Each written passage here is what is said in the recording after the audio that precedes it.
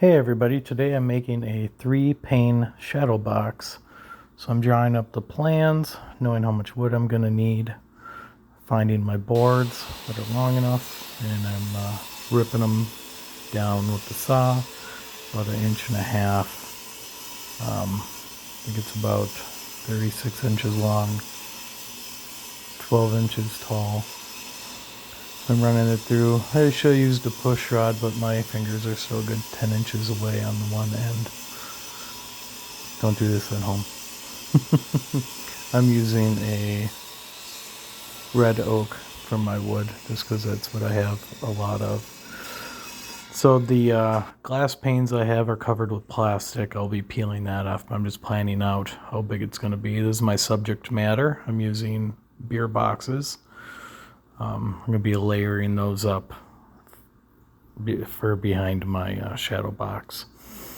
And this I went through with the saw and I made a notch to fit in my glass all the way around. Since I have 3 pieces of glass, I'm going to put frames down the middle too. That backboard I got from Home Depot, a sheet of that was fairly cheap, like $10-12. So I'm cutting with an X-Acto knife and a knife all these shapes out twice. I got 2 boxes of each, or there's the same picture on both sides. And I layer them up so it's 3D. The earmuffs, the guy. These are just beers that I like, and figured I'd try my hand at a shadow box.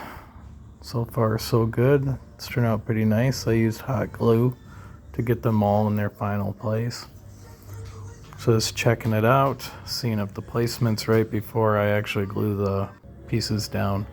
Now these fairy lights, I think I bought at Target. They were probably singly one of the most expensive things. They're like $10 or $13.